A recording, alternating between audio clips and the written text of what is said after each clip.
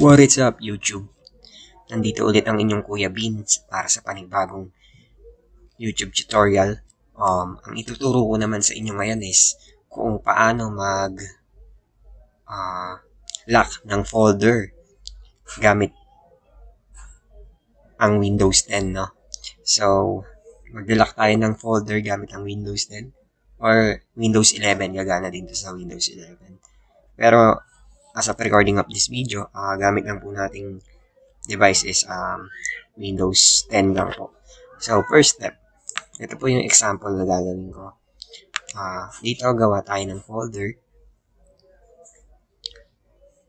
Then, pangalanan natin ng sabihin natin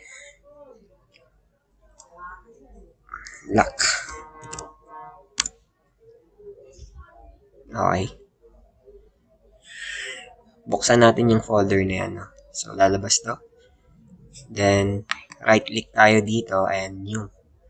Type natin new, tapos text document.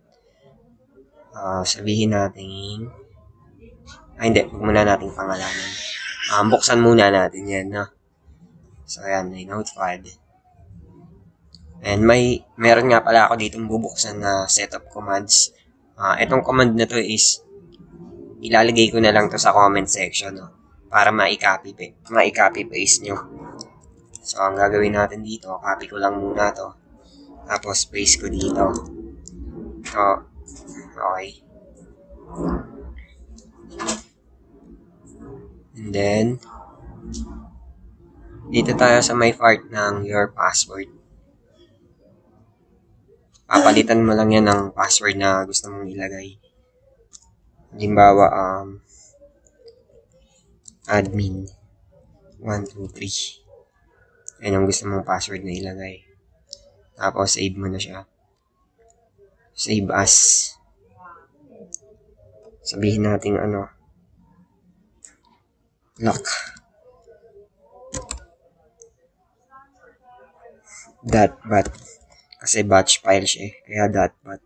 Tapos, ito dapat naka-all files yan. Hindi siya naka-text document. Bago natin i-save. Okay. Napapansin natin meron na ditong lock.bat. Tapos gagawin natin dito is double click lang natin to. Yun. Kung double click natin, may lumabas na private folder. So, buksan natin yan. Maglagay tayo ng file. Kunwari, picture. Tapos, lagay din natin tong isa. Lipat natin. So, yan. Nandito na sa loob ng folder yung mga files. Ang gagawin natin kasunod is double-click lang tayo dito. Tapos, magtatanong siya, are you sure to lock this folder? Yes, pag gusto mo. Or letter Y. Letter N naman pag ayaw mo. So, kahit naka-caps lock siya or hindi, okay lang kahit hindi naman siya case sensitive. So, pindutin natin yung yes or Y.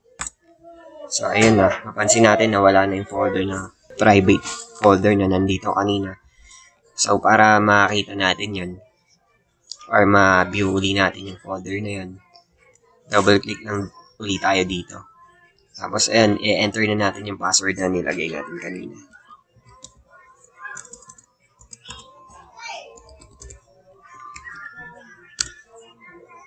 Ayan na siya. Nauli siya, diba? So, ganun lang naman siya kasimple.